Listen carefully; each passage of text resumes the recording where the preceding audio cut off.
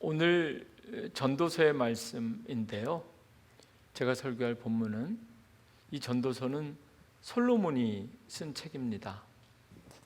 특별히 솔로몬이 이 전도서를 쓸 때 염두에 뒀던 그 타겟 독자층은 젊은이들이에요. 요즘 우리는 오늘 우리 청소년들이 이렇게 어른들과 또 어린이부와 다른 이 청소년 하는 그 연령층이 있잖아요. 전도서에서도 그렇고 구약 성경에서 청년들 할 때 이 청년은 요즘 우리처럼 이 인간이 유아기, 어린이기, 청소년기, 청년기, 장년기, 노년기 이렇게 처음부터 구분하려고 구분하는 것이 아니라 히브리어 단어에 젊은이, 청년 세대라는 그 단어는 원래 전쟁 때 생겨난 단어입니다. 오늘처럼 이렇게 모든 백성들이 모여 있는데 이제 전쟁을 준비하고 전쟁을 치러야 되는데 딱 전쟁을 잘 치를 것 같은 세대를 선택해서 나가서 잘 싸울 것 같은 사람들을 골라서 선택했다. 그래서 그 청년이라는 단어가 히브리어로는 선택받았다, 선택된 사람들이라는 의미예요.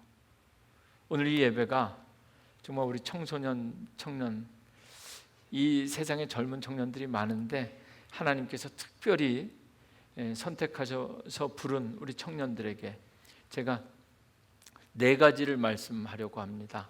첫째는요, 청년들에게 필요한 것. 두 번째는 청년들이 꼭 알아야 될 것.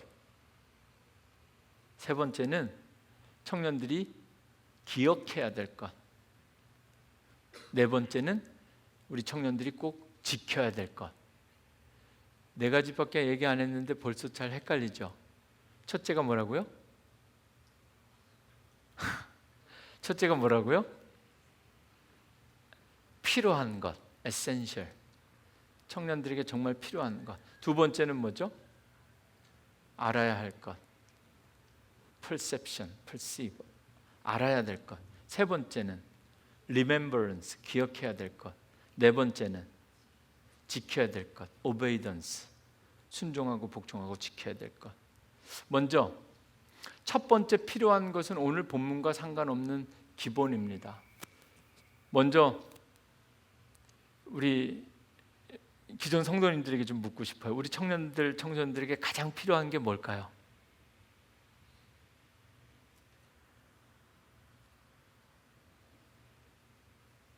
부모님들이 생각할 때 우리 청소년들이 필요한 게 뭘까? 이것과 우리 청소년들에게 물었을 때 내가 필요한 것, 이게 심각하게 다르면 이걸 좀 맞춰봐야 돼요, 오늘 우리가. 그렇죠? 먼저 우리 누구한테 여쭤봐야 당황하지 않으실까요? 성가대 분들이 보실 때는 우리 청년들이 이게 필요한 게 뭘까요? 음감? 아닌 것 같고 뭐요? 하나님을 아는 것, knowing God. 네. 하나님을 아는 것. 잘 들으세요. 청년들에게 필요한 게 뭔지. 저 대신 우리 성도님들이 말씀하고 계시니까. 또 우리 청년들에게 필요한 게 뭘까요? 이쪽에 계신 분들은 한 말씀 해주실 것 없으세요? 네? 패기, 패션. 네. 잘 들으세요. 또 뭐 있을까요? 청년들에게 필요한 거. 부모님께 순종. 네. 속으로 다 아멘 하셨을 겁니다. 그럼 자녀들도 할 말이 있을 것 같은데요. 네. 네. 우리가 오늘 직접 예배 시간에 주지는 못해도 청소년들에게 필요한 게 뭔지는 말할 수 있죠. 청년들에게 필요한 게 뭘까요? 그럼 이제 우리 청년들에게 한번 물어볼까요? 혹시 지금 내게 제일 필요한 거 말할 수 있는 사람? 마이크 어디 있어요? 규영이 말씀하세요. 마이크 열어주세요. 네. 주간 예배라 이런 게 있을 줄은 몰랐을 거야. 규영이에게 필요한 거 없어요? 아니, 마이크 나오는지 한번 해보세요. 이 기도자 마이크 좀 열어주시면 좋겠습니다. 네, 규영이에게 가장 필요한 것. 규영이는 여러분들이 알고 있다시피 모든 걸 다 갖춘 청년입니다. 필요한 게 없죠. 네, 우리 뒤에 있는 이준이한테 뭐 필요한 게 없다는 거예요 지금 이렇게 규영이가. 네, 그럴 수도 있죠. 이준이는 어때요? 요즘 뭐 필요한 거 없어요? 아니요. 네? 아니요. 지금 얘기하면 엄마 아빠가 들으셔요. 곧바로 응답될 수도 있어요. 우리 장로님 뭐든지 준비가 되셨죠? 이준이에게 필요한 것 예배 시간에 확인하는 겁니다. 이준아 마음껏 이야기해. 컴퓨터 있어? 네. 필요한 거 조금 더 생각해 볼래? 우리 맨 뒤에 오늘 찬양을 인도한 건이가요 계속 나에게 기회를 달라는 표정으로 지금 기다리고 있어.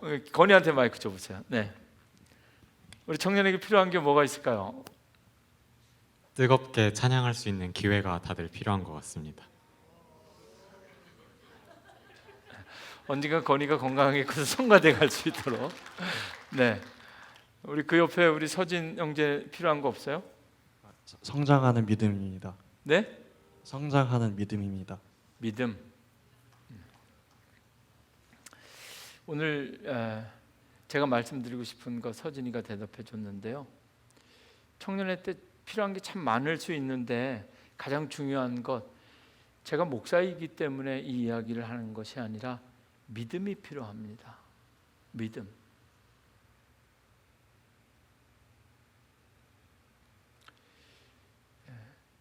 교회 다니는 사람뿐만 아니라 이 땅에 숨쉬고 있는 모든 인간은 믿음이 필요합니다. 만약에 누군가 청소년 가운데 내게 지금 필요한 건 돈입니다, 이렇게 대답했다면 그 돈에 대한 믿음이 있기 때문이에요. 무슨 말인지 이해했어요? 돈을 가지고 있으면 이 돈이 나를 행복하게 해줄 수 있거나 이 돈으로 내가 원하는 걸 살 수 있다라는 돈에 대한 믿음이 있다는 거예요. Make sense? 이 돈을 은행에 갖다 맡긴다는 것은 은행에 대한 믿음이 있기 때문이에요. 은행에 갖다 맡겨도 내 집안에 두는 것보다 더 안전할 것이다. 심지어 이자도 준다는 믿음이 있기 때문에 은행에 갖다 맡기는 거죠. 오늘 교회 오실 때 우리가 운전할 수 있는 것도 신호등에 대한 믿음이 있기 때문이에요. 빨간불이 되면 모두가 멈출 것이라는 믿음이 있기 때문에. 공부를 열심히 하는 것도, 공부 자체가 좋은 사람 거의 없겠죠. 열심히 공부를 하면 내가 배운 것이 나에게 더 유익할 것이라는 믿음.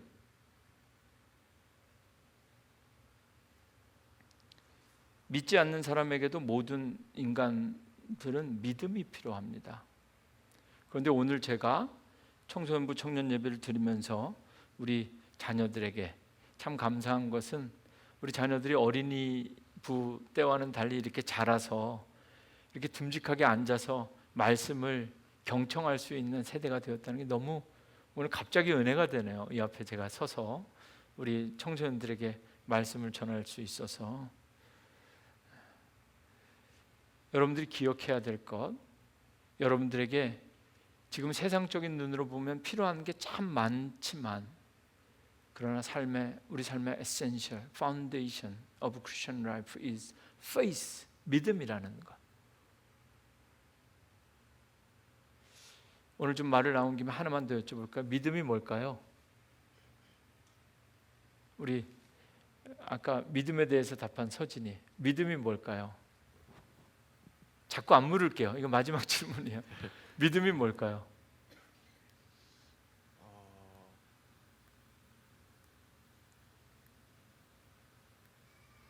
서진이 앞으로 나오세요. 서진이 앞으로 나오세요. 우리 그 규영이는 저 끝에 있는 목사님 자리는 의자 하나 들고 나오세요. 아니다, 여기 있군요, 의자.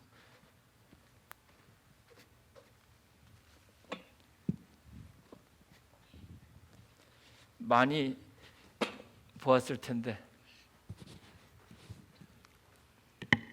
여기 서서, 이 앞에 서서 의자에 앉으세요. 일어나세요. 제가 오늘 한 번도 안 닦은 수건이에요. 눈을 가리겠습니다. 손으로 직접 가리세요. 다시 의자에 앉는 거예요. 제가 인도하는 대로.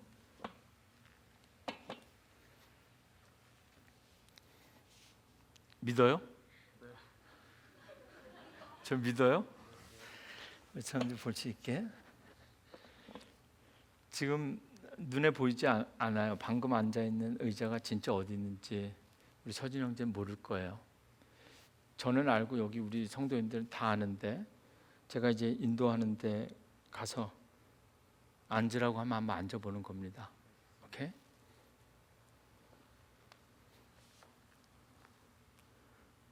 준비되셨어요?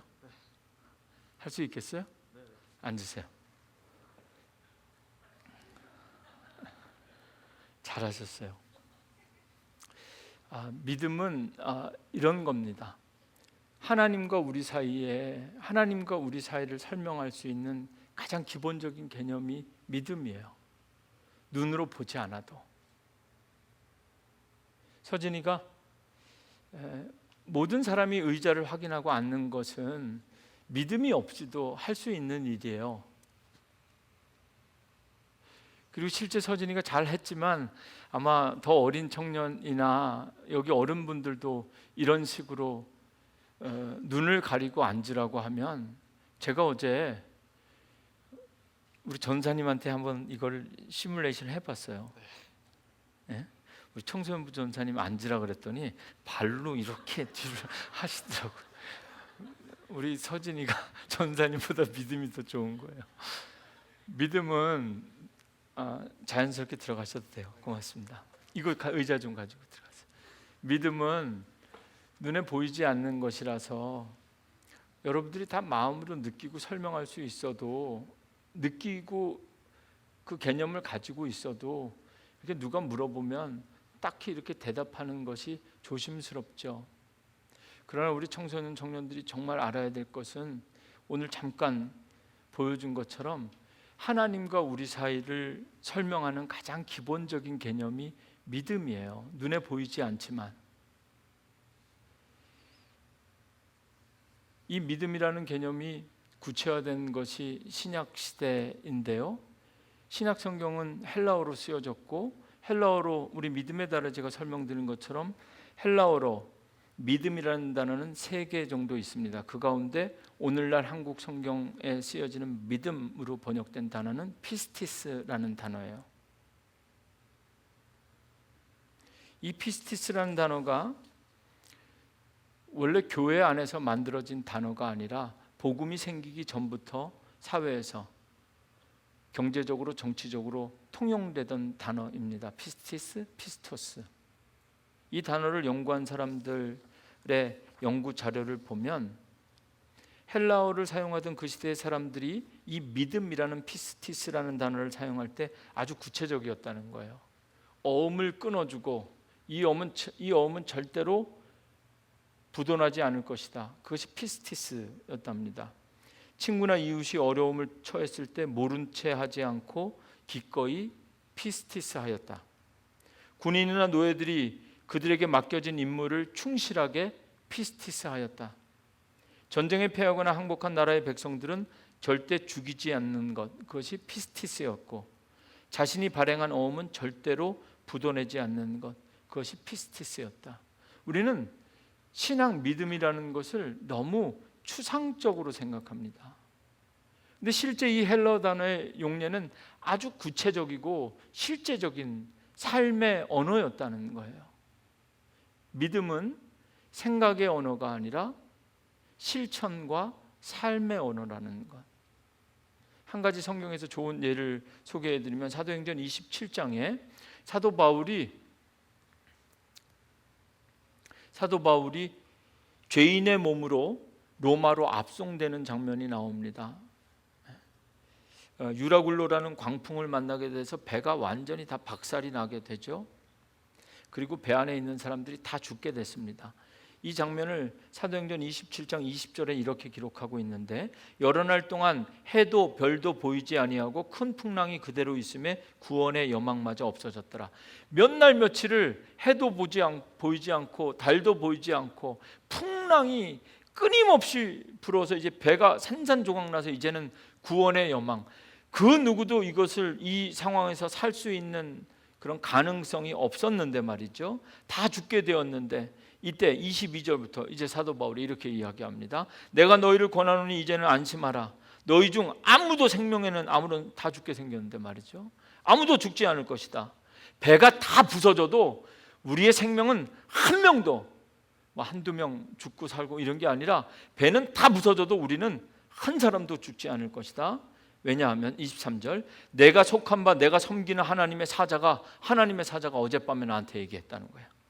24절 바울이 말합니다. 두려워하지 말라. 내가 가이사 앞에 가야 하겠고 또 하나님께서 너와 함께 항해하는 자, 내가 지금 여기서 죽을 사람이 아니라 내가 지금 로마에게까지 가서 바이사에게까지 가야 되겠고, 그래서 나와 함께 이 배에 있는 사람들을 하나님께서 지키신다. 그러므로 25절, 그러므로 여러분이여 안심하라. 나는 내게 말씀하신 그대로 되리라 하나님을 피스티스 하노라. 믿는 것이 그대로 될 줄로 확신하는 것. 이런 의미에서 오늘 우리 청소년들에게 정말 필요한 것이 믿음이라는 것 기억하셨으면 좋겠어요. 이런 면에서는 피스티스가 페이스, 그리고 이 페이스가 한국말로는 믿음으로 번역되었지만, 적어도 오늘 이 주제 그리고 청소년 청년들에게는 이 믿음을 다시 영어로 faith가 아니라 belief, 신념이 되어야 된다는 것. 여러분, 우리 청소년들에게 가장 필요한 것이 믿음이라는 것, 부모님들도 기억하셨으면 좋겠습니다. 정말 우리가 청소년들에게 주어야 되는 것, 주어야만 하는 것, 그것은 바로 믿음이라는 것. 우리 청소년 청년들이 믿음, 청소년 청년들에게 필요한 그 믿음을 충분히 공급해 줄 수 있는 교회가 될 수 있도록 우리가 함께 기도하고 준비할 수 있기를 원합니다. 아멘. 이제 두 번째, 우리 청소년들이 알아야 될 것, 이제 오늘 주신 말씀 한번 볼게요. 9절 말씀, 이제 정말 우리 청소년들이 알아야 될 것 뭔지 말씀을 보겠습니다. 9절 말씀, 전도서 11장 9절이죠. 청년이여, 우리 청소년들이 한번 함께 읽어볼까요? 준비되셨어요? 한국말 괜찮죠? 시작. 패기 열정 어디 갔어? 믿음으로 다시 한번 크게 시작. 청년이여, 내 어린 때를 즐거워하며 내 청년의 날들을 마음에 기뻐하여 마음에 원하는 길들과 내 눈이 보는 대로 행하라. 그러나 하나님이 이 모든 일로 말미암아 너를 심판하실 줄 알라. 우리 청년들이 알아야 될 건 뭐냐면, 필요한 건 믿음이고 알아야 될 건 심판이에요. 근데 이 전도서 11장 9절 말씀이 한국말, 영어 다 저렇게 쓰여졌지만 원어를 읽으면 be happy로 시작합니다. be happy.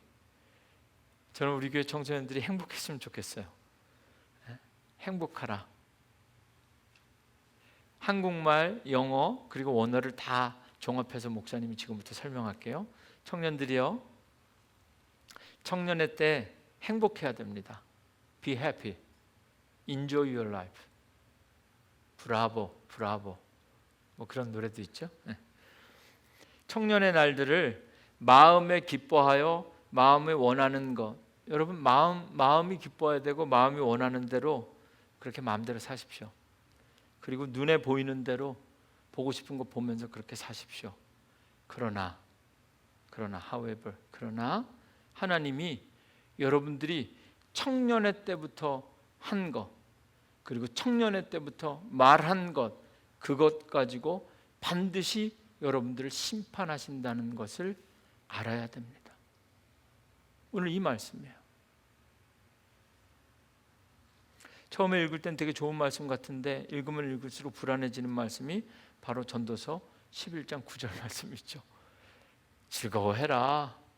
마음 먹은 대로 살아라. 눈에 보이는 대로 살아라. 그러나 마지막에 반드시 심판이 있다는 것만 알아라. 이것이 바로 전도서 9절 말씀입니다.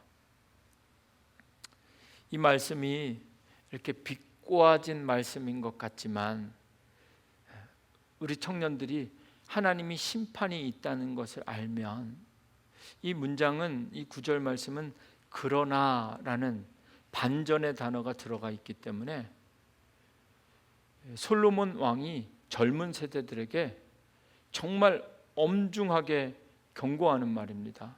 이 전도서가 참 지혜의 책인데 우리가 즐겨 읽지 않는 이유는 읽으면 수없이 헛되고 헛되다 이 말이 계속 반복돼서 청년들에게 어울리지 않는 것 같은데, 솔로몬 왕은, 제 생각이에요, 솔로몬 왕은 정말 인생을 다 가지고 다 살아봤더니 헛된 인생을 강조하기 위해서 전도서를 쓰는 것이 아니라 헛된 인생을 경고하고 있는 겁니다. 마음껏 다 할 수 있을 것 같고 마음껏 다 하고 싶은 그 순간에 기억해야, 알아라. 마지막에 하나님께서 지금 이 청년의 때 여러분들이 말한 거 있잖아요. 그리고 청년의 때 여러분들이 선택한 것 있죠. 그 선택한 것 가지고 하나님께서 여러분들을 심판하게 될 것이다. 이거 알고 있었어요? 어렸을 때 나이가 먹어서 어느 정도 먹으면 목사님처럼 되고, 또 목사님에서 더 나이 먹으면 우리 장로님처럼 되고, 이렇게 돼서 맨 끝에 어떻게 되는지 알고 있었냐고요. 마지막에 하나님의 심판이 있다는 거예요. 마음대로 해라. 마지막에 어떻게 되나 보자. 이렇게 비꼬는 말이 아니라 이 말씀을 다시 한번 잘 읽어보면 큰 위로가 되기도 합니다. 청년의 때부터 하나님의 심판이, 마지막에 내 인생 끝에 하나님의 심판이 있다는 것을 분명히 알고 살면 인생이 바뀌게 됩니다. 하나님께서 여러분들의 마음에 넣어주신 하나님의 소원을 따라 하나님께서 원하시는 대로 순종하며 살면 여러분들의 삶이 바뀌게 됩니다. 그냥 세상 친구들이 즐거워하는 것처럼 즐거워하지 말고 주 안에서 즐거워하십시오.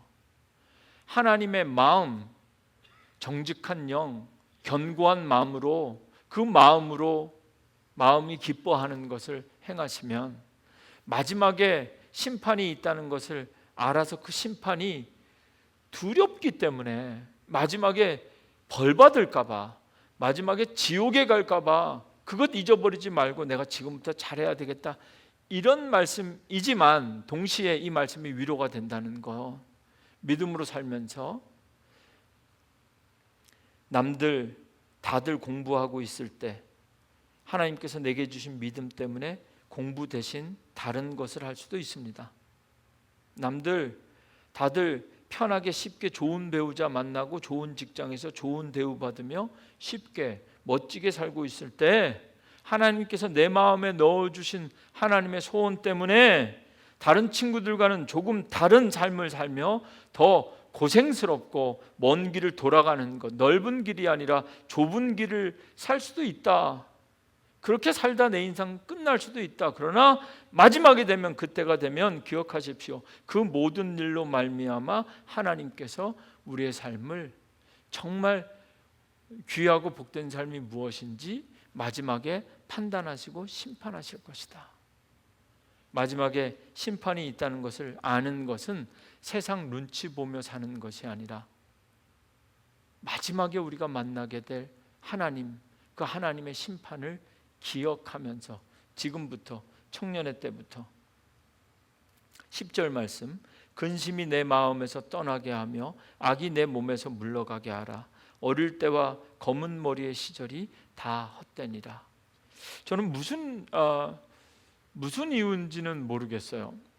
최근에 수요 성경 공부 때 다뤘기 때문인지 모르겠는데 이 10절 말씀을 읽는데 제 눈에 들어온 단어가 근심이었어요. 근심. 우리 청소년 청년들에게 어떤 근심이 있을까? 미래에 대한 근심, 뭐 여러 가지 근심들이 있을 수 있는데 제 마음속에 문득 근심이라는 이 전도서 11장 10절 말씀을 읽으면서 제게 딱 제가 생각하려고 한 것 같지 않은데 자동적으로 이렇게 떠오른 것이 뭐냐면 신약성경 마태복음 19장에 예수님을 찾아왔던 부자 청년의 근심이 떠올랐어요.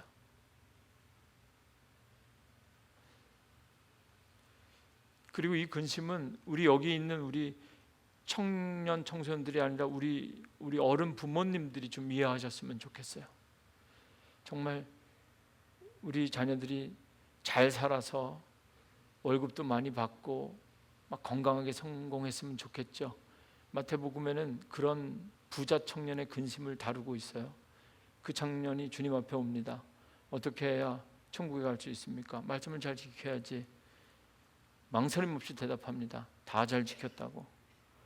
그럼 예수님께서 한마디 더 하시죠. 너가 가진 거 그거 다 팔아서 나눠줘야 돼. 그때 나오는 말이 부자가 천국 가기가 낙타가 바늘구멍 뚫고 지나가는 것보다 어렵다는 말이 그 말입니다. 청년들 부자 만들어서 천국 가기 어려운 자녀 만드는 것이 아니라 우리가 기대하고 기도하는 것이 우리 청년들에게 근심이 될 수도 있다는 거예요. 그래서 그 예수님을 찾아온 부자 청년의 그 이야기, 그 스토리의 결론은 부자가 천국 가기 어려운 그 이야기로 끝나는 것이 아니라 예수님께서 마지막에 이렇게 말씀하셔요. 먼저 된 자가 나중되고 나중된 자가 먼저 되리라. 이 유명한 말의 의미가 거기에서 나오는 겁니다. 우리 청년들이 지금은 조금 느린 것 같고 first가 last 된다는 말씀이거든요. 하나님의 그 심판의 때는 마지막이 first가 된다는 거거든요. 정말 우리가 근심해야 될 것, 우리 청년들이 마지막 하나님의 심판이 있다는 것을 알고 있는가? 부자 청년처럼 하나님께서 주신 것, 누린 것 때문에 천국의 소망을 잃어버리지 않고 오히려 젊었을 때부터 하나님의 심판이 있다는 것을 늘 그것을 알고 배우고 익혀서 모든 말과 행동 가운데 그 하나님의 심판 마지막 때 그리고 이 땅에서의 삶이 마지막이 아니라 영생이 있다는 것, 천국이 있다는 것을 꼭 알아야 됩니다. 이제 세 번째로 기억해야 될 것. 전도서의 마지막 장, 전도서 12장까지 있는 말인데요. 12장 그 첫 절은 히브리어로 기억하라라는 단어로 시작됩니다. 너는 청년의 때에 전도서 12장 1절 말씀 함께 보실까요? 너는 청년의 때에 너의 창조주를 기억하라. 곧 곤고한 날이 이르기 전에 나는 아무 낙이 없다고 할 해들이 가깝기 전에 2절 말씀 해와 빛과 달과 별들이 어둡기 전에 비 뒤에 구름이 다시 일어나기 전에 그리하라. 젊었을 때 기억해야 될 것이 있습니다. 제가 재미난 청년들을 위해서 그 예화를 하나 준비했는데요. 우리 청년들이 이 예화를 이해할 수 있을지 모르겠어요. 그냥 만들어진 이야기인 것 같아요. 책에서 읽은 목사님이 읽은 얘기예요. 두 친구가 있었대요. 몇 명? 2명. 2명 친구가 사막을 걸어가고 있었습니다. 어디? 사막. 사막을 걸어가고 있다가 친한 친구끼리도 싸워요, 안 싸워요? 싸우죠. 친한 친구끼리 싸움이 났어요. 사막을 걷다가 싸움이 났어요. 그래서 어떻게 됐냐면 힘센 친구와 약한 친구 뺨을 때렸습니다. 뺨을 딱 맞은 친구가 너무 당황스럽잖아요. 근데 반격을 하지 않고 이 사막 모래 위에다가 글씨를 씁니다. 어떻게 쓰냐면 오늘 나와 가장 친한 친구가 내 뺨을 때렸다. 이렇게 쓴 거야. 손가락으로. 그리고 나서 번떡 일어나서 계속 같이 사막을 걸었대요. 한참을 걷다가 이번에 오아시스가 나타났습니다. 그래서 오아시스를 보자마자 그 아까 뺨 맞은 친구가 너무 갈증이 나가지고 오아시스 안에 딱 뛰어들어갔는데 생각지도 못하게 물이 생각보다 깊었던 늪이었던 거예요. 그래서 그 오아시스 안에서 저퍼덕 거리고 있는데 아까 그 뺨 때린 친구가 딱 가서 다시 그 친구를 꺼내줬대요. 그랬더니 이 친구가 막 겨우 살아나와가지고 그 오아시스 옆에 있는 돌판에다가 망치로 오늘 내가 가장 사랑하는 친구가 나를 살려줬다 이렇게 썼대요. 그래서 아까 뺨도 때리고 물속에서 건져준 이 친구가 묻습니다. 야, 아까는 모래에다가 쓰더니 지금은 왜 여기 저 오아시스 옆에 모래가 많은데 돌에다 이걸 쓴 거야? 그랬더니 이 친구가 말하기를 힘들고 아픈 기억은 바람이 불어와 모래 위에 글씨를 날려버리듯이 이렇게 쉽게 잊혀지고 용서될 수 있도록 내가 모래 위에 썼고, 누군가 나를 이렇게 잘해주고 돌봐주고 사랑해준 기억은 그 어떤 바람에도 잊혀지지 않도록 내가 바위에 새겨놓았다 이렇게 말했다는 거예요. 우리 청년들에게, 청소년들에게 여기 우리 부모님들이 다 공감하실 만한 이야기를 소개하면, 인생을 살다 보면요, 우리의 기억이라는 게 그렇게 오래가지 않습니다. 그리고 요즘 나이를 먹으면 먹을수록, 제가 지난주에 차에서 내리면, 집에 도착해서 차에서 내리면서 제 운전석 옆에 이것저것 있었어요. 핸드폰도 들어야죠, 열쇠 고리도 들어야죠, 먹다 남은 그 음료수 병도 들어야죠. 뭐 들고 가가지고요, 쓰레기통에 버리려고 가서 딱 버리고 돌아섰더니 열쇠 고리를 버리고 쓰레기를 들고 있더라고. 이게 잊지 말아야 될 것은 잊혀지지 않고, 잊고 싶은 것은 자다가도 번떡번떡 일어날 만큼 오랫동안 잊혀지지 않는 게 우리 인생이잖아요. 기억해야 될 것만 기억하고 싶지 않은 것 기억하지 않을 수 있어요? 그래서 우리 청소년들이 청년의 때부터 정말 기억해야 되는 것만 기억할 수 있도록, 그래서 이 기억이라는 건 인간이 가진 개개인의 메모리 능력에 맡기는 것이 아니라 끊임없이 노력해야 됩니다. 기억하려고 노력해야 된다는 거야. 새로운 기억이 예전의 기억을 밀어내는 것이 아니라 끊임없이 기억해야 될 것, 어떤 상황 속에서도 어떤 바람 속에서도 지워지지 않는 것 기억해야 될 것, 청년의 때에 너의 창조주를 기억하라 이렇게 말씀하고 있습니다. 가장 좋은 예로 여호수아 4장에 이스라엘 백성들이 요단강을 건넙니다. 요단강을 건너자마자 하나님께서 여호수아를 통해서 이스라엘 12지파에 이런 명령을 합니다. 강바닥에 다시 들어가서 너희들이 요단강을 건널 때 그 강바닥에, 그 땅바닥에, 그 요단강 강바닥을 밟고 두 발로 서 있던 제사장들 그 발밑에 돌을 하나씩 12지파 한 지파도 예외 없이 돌을 가지고 나와라. 그리고 그 돌을 길갈에 세우게 합니다. 바람이 불고 시간이 지나면 요단강을 건너온 사람들도 내가 어떻게 건너왔는지, 배 타고 건너온 거 아니야? 잊어버리게 될 것이다. 사람의 기억력에 의존하는 것이 아니라 청년의 때부터 창조주를 기억하라는 건 아침마다 일어나서 창조주 이거 여러 번 외우고 잊혀질만 하면 또 외우고 그렇게 하라는 얘기가 아닙니다. 창조주를 기억하라는 건 청년의 때부터 이 돌들, 하나님께서 나를 창조하셨다는 믿음의 증표를 가지라는 이야기예요. 더 구체적으로 이야기하면 청년의 때, 갑자기 지금 생각났는데 우리 앞에 나왔던 서진이가 청년인데 벌써 청소년부 교사를 하고 있어요.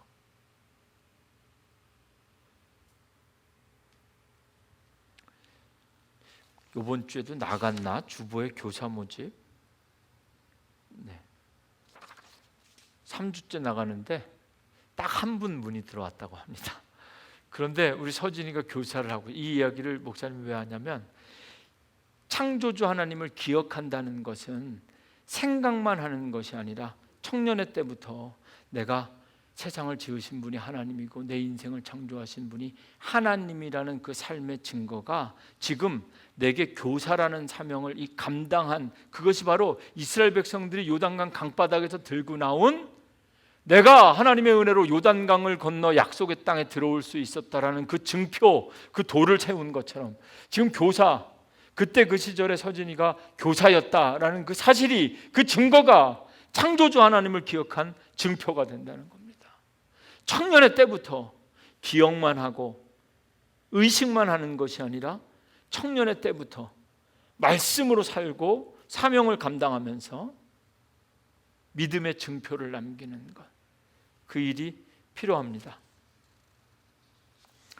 사람의 기억은 시간이 지나면 잊혀지게 됩니다. 청년의 때부터 우리 부모님들도 청년의 때를 건너뛰고 나중에 하나님을 창조주로 기억하겠지, 어림없는 생각입니다. 청년의 때부터 예배하는 것, 헌신하는 것 기억시켜도 나이 들면 잊어버립니다. 청년의 때의 창조주를 기억하라는 것은 청년의 때부터 창조주 하나님의 뜻에 따라 인생을 시작하고 죽을 때까지 그렇게 살라는 것. 마지막, 이제 우리가 지켜야 될 것, 청소년들이 지켜야 될 것 이야기하려고 하는데요. 본문에 없는 이야기입니다. 필요한 믿음, 그리고 알아야 될 심판, 그리고 기억해야 될 창조주, 이 세 가지를 구체적이고 실제적으로 우리 삶 속에 어떻게 적용할 것인가, 이 네 번째, 우리 청소년들이 지켜야 될 것. 제가 아주 간단하고 명료하게 말씀드릴게요. 안식일을 지키십시오. 주의를 잘 지켜야 됩니다. 안식일이라는 것 자체가 하나님께서 창조 때의 창조의 질서 속에 정하신 법입니다. 출애굽기 20장 11절에 엿새 동안에 나 여호와가 하늘과 땅과 바다와 그 가운데 모든 것을 만들고 일곱째 날에 쉬었습니다. 그러므로 나 여호와가 안식일을 복되게 하여 그날을 거룩하게 하였느니라. 오늘 청소년부 청년 주간 예배 때 우리 청소년부 청년들에게 제가 네 가지 말씀드리려고, 네 가지 다 잊어버려도 마지막 이거 하나만 잘 지키면 네 가지 다 지키는 겁니다. 안식일을 지키십시오.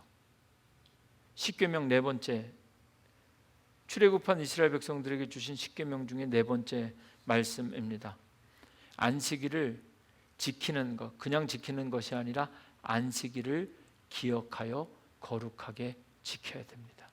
청년의 때부터.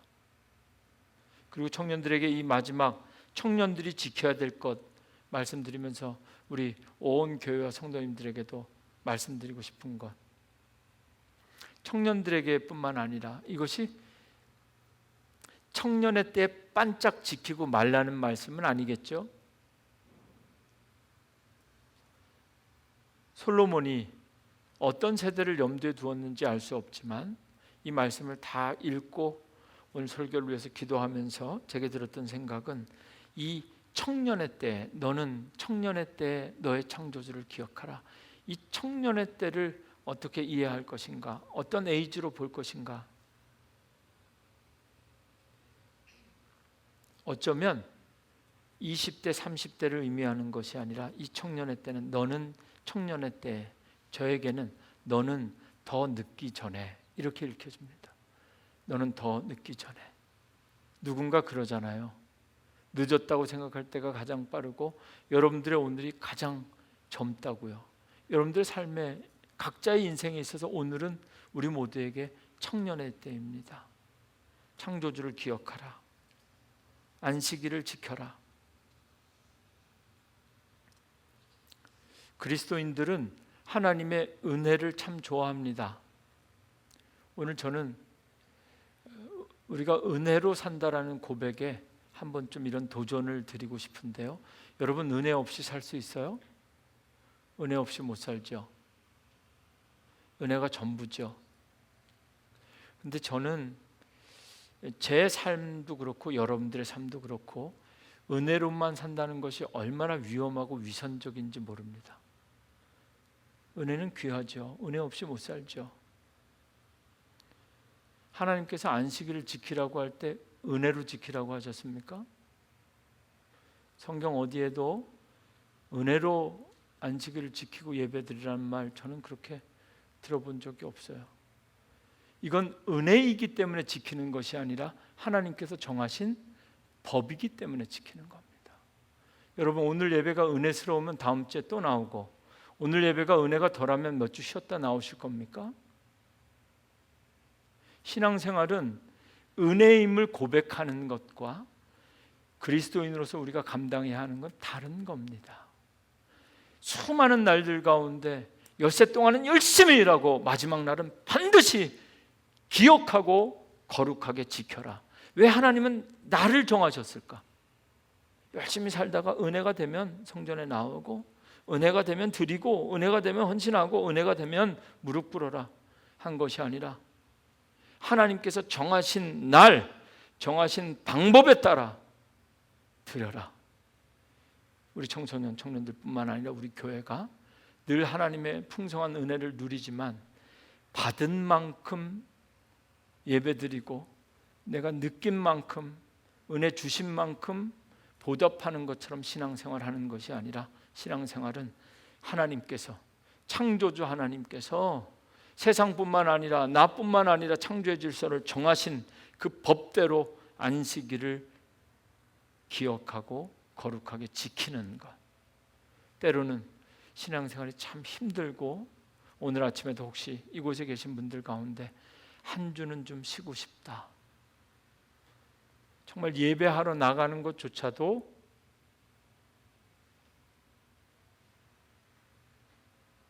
때로는 너무 힘들고 그런 드라이한 삶의 환경 속에서도 이것이 하나님께서 정하신 법이라 믿고 거룩하게 구별하고 지킬 때 거기에 생명의 길이 있다는 것. 오늘 청소년부 청년 예배를 통해서 청소년부 청년들뿐만 아니라 가정의 달 마지막 메시지, 우리 교회 모든 가정들이 가족마다 안식일을 기억하고 거룩하게 지키며 하나님께서 여러분들 가정에 부어주시는 온전한 회복과 부흥을 맛볼 수 있기를 주님의 이름으로 축원합니다. 아멘.